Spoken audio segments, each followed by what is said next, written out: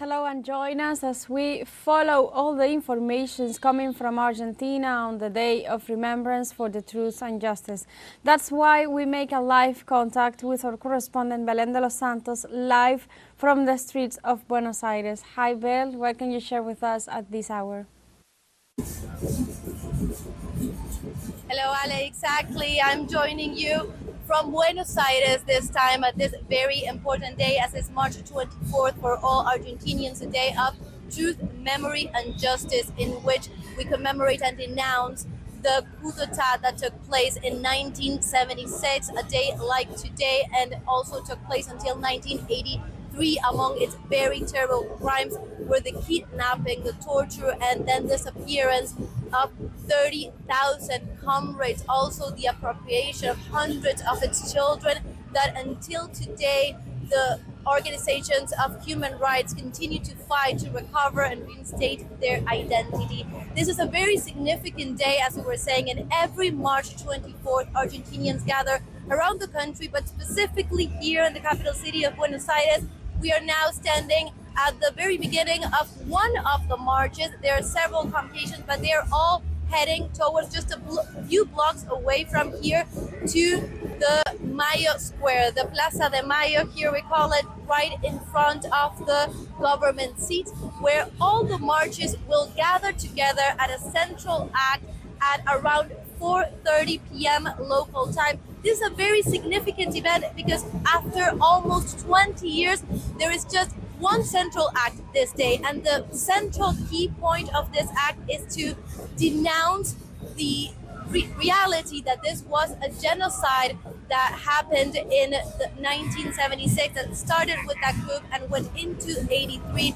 And it's important to highlight that there's going to be just this one act because it speaks to the unity and the importance in this situation that Argentina is going through, that everyone is coming together to really defend the memory, the truth, but also the necessity to continue the struggle, to continue the protest, and to really say that this will never happen again in our democracy in Argentina. So we will continue bringing you all the latest updates. We will be heading right now to Mayo Square, to Plaza de Mayo, where the central act is going to take place. So we will be bringing you all the information. This is all just for now. Thank you, Bel. Thank you. In Saudi Arabia, negotiations for a possible agreement on the Ukrainian conflict between the United States and Russia concluded. During the meeting, which lasted more than 10 hours, both delegations agreed on the possible signing of a final declaration on the agenda discussed. In this regard, Kremlin spokesman Dmitry Peskov announced that no document is expected to be signed after the consultations held in Riyadh. On the day, Moscow mentioned that a possible future agreement between the parties on Ukraine could be extended. A Russian official, however, indicated in the early hours that the end of hostilities in the Black Sea and the resumption of the grain agreement was the focus of the talks. Let's now go with our correspondent in Argentina, Belén de los Santos, to have first-hand information coming from the streets of Buenos Aires. Welcome, Belén. What can you tell us? Hello, studios. Once again, we continue here downtown Buenos Aires. We're just one block away from Plaza de Mayo, the epicenter of this great mobilization. March 24th, we've said the importance, the relevance of this day to Argentinians and also in the continent in which we commemorate but also denounce the coup d'etat that took place in 1976, all its crimes. But also something very important to keep in mind is that besides being just a political act of memory for Argentinians, this day of truth, memory and justice is also a political struggle that has to do with the present and the present context. And Argentina is living a very particular scene with Milei's government, with Milei's repressive policies that are targeting the working class, very much like they did so in the civil military dictatorship that started that 1976. So we are talking to some of the people that came to participate to this march, this very significant march that is about to be maybe one of the most significant in terms of participation. And Amitai Dweck is a worker, student, and has come here to participate one more year. I wanted to ask you, why is it important to come here, and what is the significance of this day in this repressive context that Argentina is living? It is very important to be here always because this is the way we keep the memory alive of these events, these horrible events that happened in this country. But this year is especially important for two reasons. One is the political context in the whole world of fascism, and especially in this country where the crimes of the dictatorship that happened here are being negated in this whole continent, actually. This is a special moment for us. This is the reason why the two marches of this country are, for the first time in 20 years, uniting for one political response.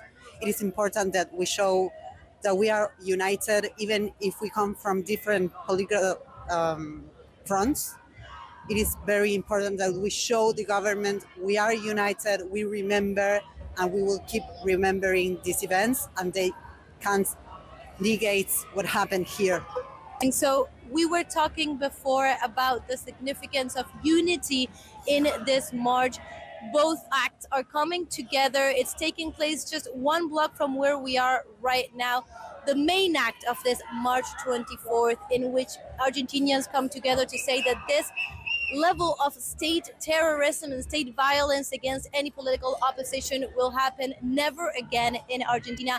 We go back to you in studios and we will continue reporting as this day progresses. And the United States government announced that it will impose a 25% tariff on trades from countries that buy oil or gas from Venezuela. The measure imposed by U.S. President Donald Trump will take effect on April 2nd of this year, which is referred to as Liberation Day in America. In the publication made on social media, Trump assured that the new coercive action responds to the alleged hostilities of the South American country against Washington regarding its freedoms. The White House's demand is added to the conglomerate of criminal sanctions applied to the Venezuelan people, including the most recent elimination of the license granted to U.S. company Chevron to operate in Venezuela. Meanwhile, in El Salvador, several organizations demonstrated against the President Nayib Bukele's mining campaign, given the negative impact it has on the environment. Environmental organizations assure that the country is not prepared for a mining exploration experiment, recalling that in the past, mining projects have damaged rivers and harmed citizens' health. Activists pointed out that it has not been explained to the public what will be the supposed benefit for the communities, nor has it been projected how much it will cost El Salvador to recover its ecosystems if this practice is carried out. On the other hand, a lawyer of the Republic representing 11 citizens, who in turn represent thousands of Salvadorans who are against mining projects, presented before the Supreme Court of Justice an appeal to declare unconstitutional the general mining law approved last December 23, 2024. Today we can observe how they try to stain the Venezuelan nationality, how hate is expressed against Venezuelans, how that hate was promoted.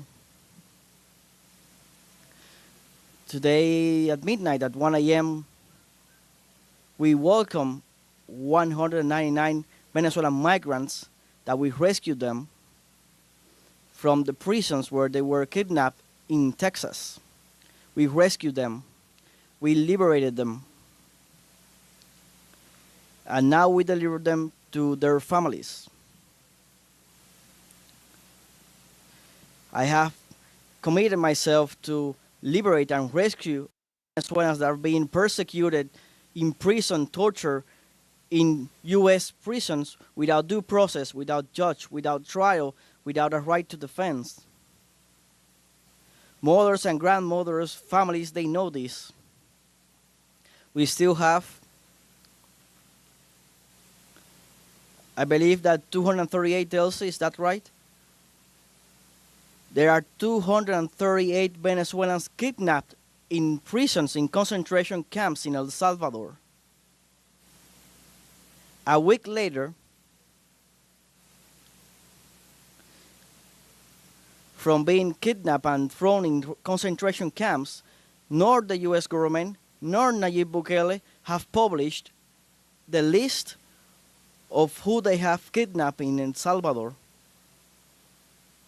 What is the name of that? Is that justice? Is that human rights? Is that democracy?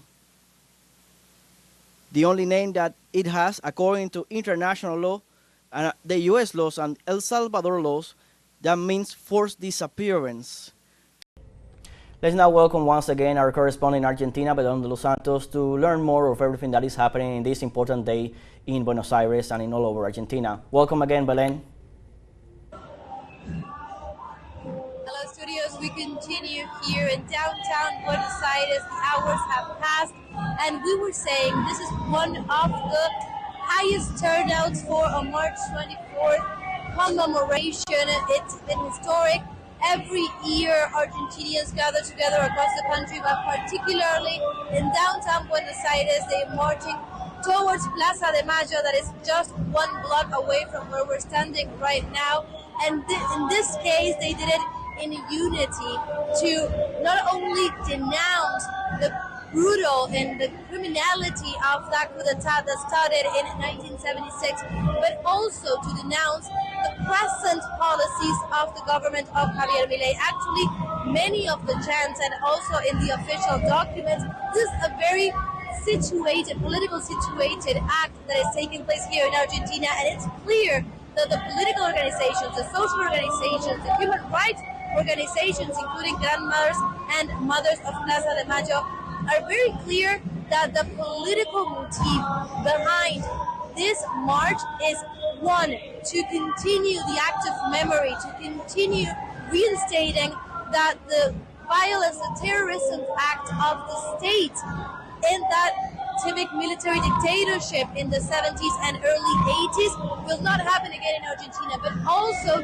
to use this moment to mobilize against the policies of the government of Javier Milei, against the repression that has been constantly carried out by the government of Javier Milei. And in that framework, we need to understand the significance and the importance of this turnout.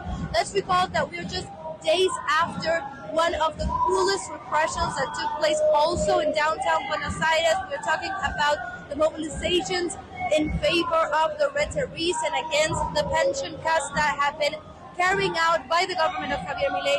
The repression was brutal, with injured, with also a journalist, person from the press that is fighting for his life, and the response to that criminal brutality from part of the state is a massive turnout at this March 24th, and that is truly a popular response in the face of the acts of the current government of Javier Milei. So we continue here in downtown Buenos Aires. The day has not ended yet.